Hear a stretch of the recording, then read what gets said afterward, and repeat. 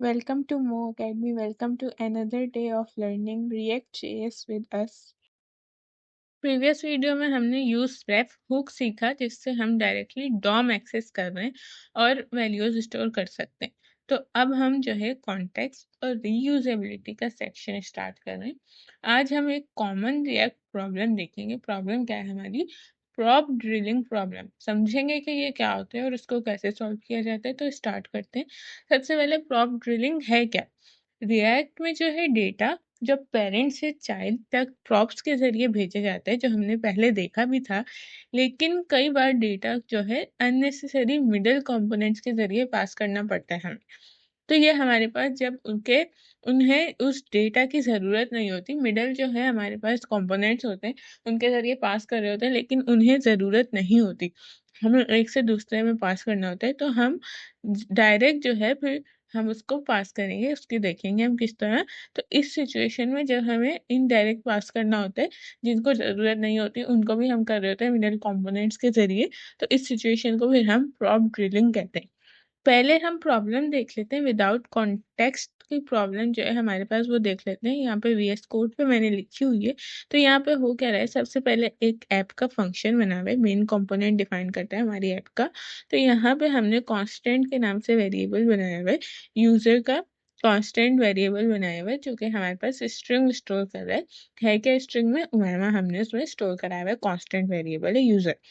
ठीक है, अब हमने इसमें क्या किया, रिटर्न। रिटर्न क्या करेगा, ये पेरेंट यूजर और यूजर को हमने इससे जो है स्टोर किया हुआ है इसमें। तो ये रेंडर करेगा कि पेरेंट कंपोनेंट और पासिस करे, यूजर को पास करेगा, प्रॉप की तौर पे इसको पास कर देगा। मतलब ये रिटर्न कर रहा है कि पेरेंट को रिटर्न कर रहा है, यूजर जो है वो प्रॉप के तौर पे उसको पास कर रहा है।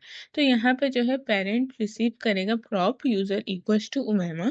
फिर हमने क्या किया हुआ है, एक फंक्शन बनाया हुआ है पेरेंट के नाम से, नया कंपोनेंट है पेरेंट जो रिसीव कर रहा है, वहां से हमने रिटर्न किया, ये रिसीव कर रहा है। रिसीव कैसे कर रहा है, यूजर कर रहा है receive as a prop using destructuring जो हमने की है। तो ये इसको रिसीव कर रहा है, जो हमने इसके अंदर कर्ली ब्रेसेस में लिखा है, इसका मतलब है यहाँ पे ये इसको रिसीव कर रहा है। अब इसमें भी क्या है, हमने पासेस वही सेम यूजर जो है प्रॉप डाउन जो है चाइल्ड कंपोनेंट उसको पास कर रहे हैं। अब यहाँ पे क्या है, डेटा जो है उमेमा पेरेंट ऐप से जो है ऐप से पेरेंट में आया है, और अब नीचे जो हमने चाइल्ड बनाया है उसको पास कर रहे हैं सेम। तो ये चाइल्ड को रिटर्न करेगा यूजर, जो भी इसमें वैल्यू है। अब फिर हमने एक फंक्शन बनाया हुआ है चाइल्ड के नाम से, एक और है कंपोनेंट, फिर से इसमें रिसीव यूजर हो रहा है, प्रॉप के तौर पे रिसीव हो रहा है। अब यहाँ पे ग्रैंड चाइल्ड अब इस यूजर को सेंड करेगा नेक्स्ट लेवल पे, जो कि है ग्रैंड चाइल्ड कंपोनेंट। अब आप देख रहे हैं कि डेटा किस तरह ट्रेवल हो रहा है हमारे पास, पहले ऐप में, उससे पेरेंट में आया, पेरेंट से चाइल्ड में आया, फिर ग्रैंड चाइल्ड में आया। फिर जो ग्रैंड चाइल्ड का फंक्शन बना हुआ है, ये यूजर को, ये लास्ट कंपोनेंट है चेन में, तो ये रिसीव कर रहा है यूजर को एज अ प्रॉप। ये रिटर्न क्या कर रहा है, हमारे पास h1 की जो हेडिंग टैग है डिस्प्ले करेगा, जो कि हमारे पास हेडिंग में बोल रहे होंगे हेलो। और यूजर यूजर में क्या पास हो रहा था हमारे पास, उमेमा जो हमने ऊपर स्टोर कराया था यूजर में। अब आप देख रहे हैं इस चार जो है हमारे पास कंपोनेंट से पास होता हुआ आया, और फाइनली उसने कुछ काम करवाया उससे। बीच वाले जो है हमारे पास उनमें काम हो ही नहीं रहा। यूजर वेरिएबल ऐप में बना है, ऐप कंपोनेंट में बना है, लेकिन यूज ग्रैंड चाइल्ड में हो रहा है। बीच के पेरेंट और चाइल्ड कंपोनेंट सिर्फ डेटा पास कर रहे हैं, यूज नहीं कर रहे। तो ये हमारे पास ड्रिलिंग प्रॉब्लम है, अननेसेसरी प्रॉप्स फॉरवर्ड करना। अब ये क्वेश्चन आता है कि हम जो है डायरेक्ट ऐप से ग्रैंड चाइल्ड को डायरेक्ट पास क्यों नहीं करते, बीच के कंपोनेंट हमने बनाए ही क्यों है? क्योंकि रिएक्ट में जो है डेटा हमारे पास हमेशा जो है डाउनवर्ड फ्लो हो रहा होता है, टॉप टू बॉटम फ्लो हो रहा होता है, प्रॉप्स के जरिए ही। तो अगर ग्रैंड चाइल्ड जो है वो डीपली नेस्टेड है, यानी मैनी कंपोनेंट्स के अंदर है, तो हम उसको डायरेक्ट जो है जंप करके डेटा डायरेक्ट उसको भेज ही नहीं सकते। तो हमें जो है मस्ट पास करना होगा डेटा को हर लेवल से, जिस तरह हम कर रहे हैं ऐप से पेरेंट, पेरेंट से चाइल्ड, चाइल्ड से ग्रैंड चाइल्ड। तो इस तरह हमारे जो है डेटा पास हो रहा है। तो हमारे पास अगर नेस्टेड मैनी कंपोनेंट्स के इनसाइड, तो हम उसको डेटा डायरेक्ट पास कर ही नहीं सकते। तो यही हमारे पास प्रॉप ड्रिलिंग का कॉन्सेप्ट होता है, जिसका मतलब है कि passing same prop down through multiple layers, जो डीपली नेस्टेड कंपोनेंट उसको यूज कर सके। स्मॉल ऐप्स में तो ये सही काम कर जाता है, लेकिन अगर बहुत सारे लेवल्स हों ऐप के तो ये हमारे पास मेसी हो जाता है। प्रॉप ड्रिलिंग प्रॉब्लम है क्यों? तो ये हमारे जो है कोड को कॉम्प्लेक्स कर देते हैं और कोड को मेंटेन करना प्रॉप ड्रिलिंग में मुश्किल हो जाता है। अगर स्ट्रक्चर चेंज करें, जैसे बीच का कंपोनेंट हटा दें, तो हर जगह प्रॉप्स को अपडेट करना पड़ जाएगा, जिस तरह हम कर रहे हैं, क्योंकि दूसरे पे डिपेंडेंट है। फिर इससे कंफ्यूजन और रिपीटेशन जो है हमारे पास बढ़ जाती है। अब हम इसको रन करके देखते हैं। यहाँ जाके अपनी लिंक को पेस्ट करेंगे, लोकल होस्ट की लिंक को, तो इसने हमें हेलो मैम दिखा दिया। ये हमारे पास प्रॉब्लम थी, बहुत सारे कंपोनेंट्स को प्रॉप के जरिए पास करने। तो इसका सॉल्यूशन क्या हो सकता है हमारे पास? रिएक्ट में जो है हमारे पास होता है बिल्ट इन फीचर, जिसे हम कॉन्टेक्स्ट एपीआई बोलते हैं।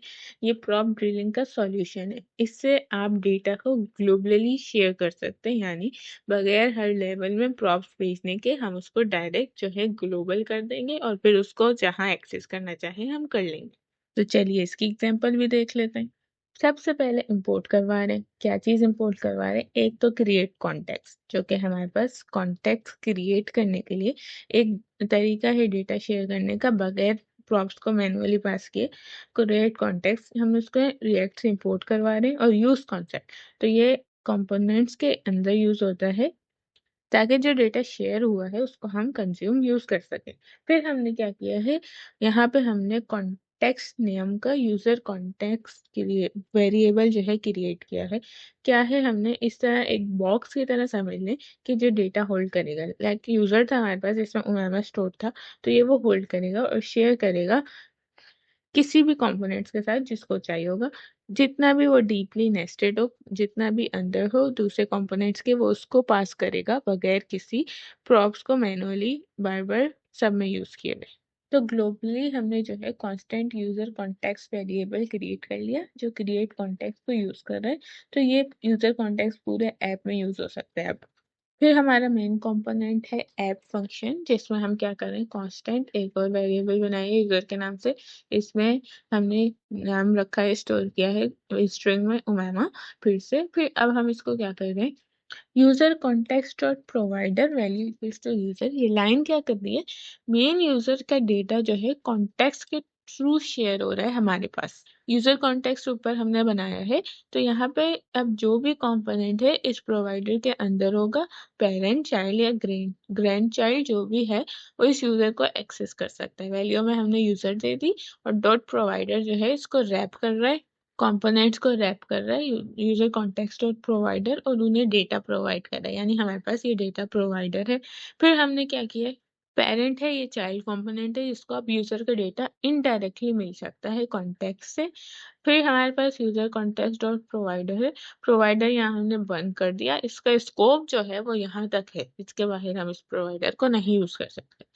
फिर हमने पेरेंट का फंक्शन बनाया हुआ है। पेरेंट कंपोनेंट सिंपली चाइल्ड को रिटर्न कर रहा है, यहाँ यूजर पास नहीं किया प्रॉप्स के जरिए। तो यहाँ पे क्योंकि हमें कॉन्टेक्स्ट एपीआई यूज कर रहे हैं, तो हमें यहाँ पास करने की जरूरत नहीं है। फिर हमने फंक्शन चाइल्ड का बनाया हुआ है, तो चाइल्ड कंपोनेंट भी सिर्फ ग्रैंड चाइल्ड को रिटर्न कर रहा है।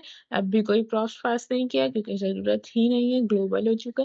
फिर हमने जो है ग्रैंड चाइल्ड फंक्शन बनाया हुआ है। यहाँ पे इम्पोर्टेंट पार्ट क्या है, constant user equals to use context user context.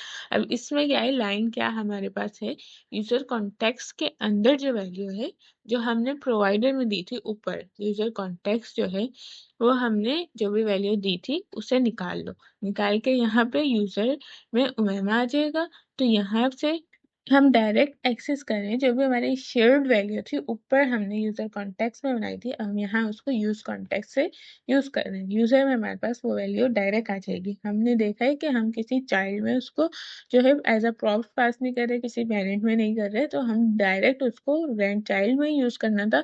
ऊपर हमने प्रॉप्स के जरिए पास किया था, जो प्रॉब्लम थी पहले, लेकिन अब हम डायरेक्ट जो है उसको यूज कॉन्टेक्स्ट से यूज कर रहे हैं। So now we don't need to pass props manually, तो हमारी प्रॉब्लम जो है सॉल्व हो गई। फिर जो भी नाम है वो हमें सिंपल रिटर्न कर रहा है। H1 टैग में हेडिंग में HTML टैग है, उसमें दिखा देगा हेलो, और जो भी यूजर में नेम है उमामा वो हमें दिखा देगा। फिर लाइन जो है हमारे पास ऐप कंपोनेंट को एक्सपोर्ट करके, तो इसको यूज कर सकते हैं। फिर हमारे पास एक सिंपल तरीके से बोलें इसको, तो पहले एक कॉन्टेक्स्ट बनाया, यूजर कॉन्टेक्स्ट।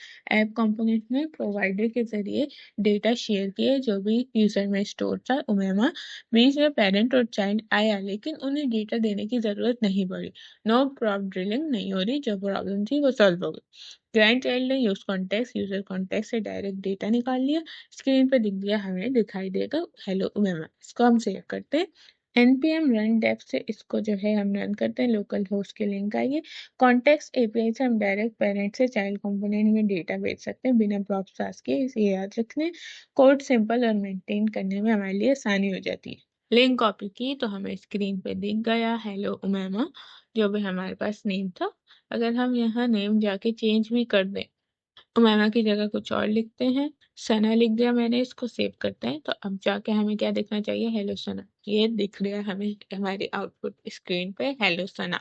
तो यही हमारे पास हो रहा है कि हमारे जो है ग्लोबल हो गया। अब हमें उससे कंपोनेंट्स को बार बार एज अ प्रॉप पास करने की और एंड में जिसको चाहिए उसको देने की ज़रूरत नहीं है। हमें बीच वाले कंपोनेंट्स को ज़रूरत यूज करना हमें एज अ प्रॉप नहीं हो रहा। अब हमारे पास ये प्रॉब्लम सॉल्व हो गई। यही कॉन्टेक्स्ट एपीआई का मैजिक है। हर कंपोनेंट को मैन्युअली प्रॉप को पास नहीं करना पड़ रहा, डेटा डायरेक्ट कॉन्टेक्स्ट से मिल जाता है। कॉन्टेक्स्ट को यूज कब करना होता है, जब हम यूज करेंगे जब यूजर ने या हमें एक ही डेटा को मल्टीपल कंपोनेंट्स में यूज करना हो, जैसे यूजर इन्फो, थीम या लैंग्वेज वगैरह। लेकिन बहुत ज़्यादा यूज़ कर लें तो डिबगिंग में मुश्किल भी हो जाती है। इसलिए अगर हमारे पास सिंपल प्रोग्राम है तो हम सिंपल प्रॉप्स के ज़रिए पास करके यूज़ करें। लेकिन अगर हमारे पास बहुत ज़्यादा नेस्टेड है और हमें बाद में चेंज करना पड़ सकता है, तो हम जो है कॉन्टेक्स्ट एपीआई यूज़ करके इस तरह हम कर सकते हैं, ताकि हमारा प्रॉप ड्रिलिंग प्रॉब्लम ना हो। तो ये था प्रॉप ड्रिलिंग प्रॉब्लम, इसका सॉल्यूशन रिएक्ट के कॉन्टेक्स्ट एपीआई के जरिए। इससे रिलेटेड आपका कोई भी क्वेश्चन है तो ज़रूर कमेंट्स में पूछें। नेक्स्ट वीडियो में हम यूज कॉन्टेक्स्ट हुक के डिटेल में सीखेंगे, जो मल्टीपल कॉन्टेक्स्ट के साथ काम करना और भी सिंपल बना देता है। तो आपको नोट्स और कोड डिस्क्रिप्शन में लिंक है, उस पर मिल जाएगा। Thanks for watching.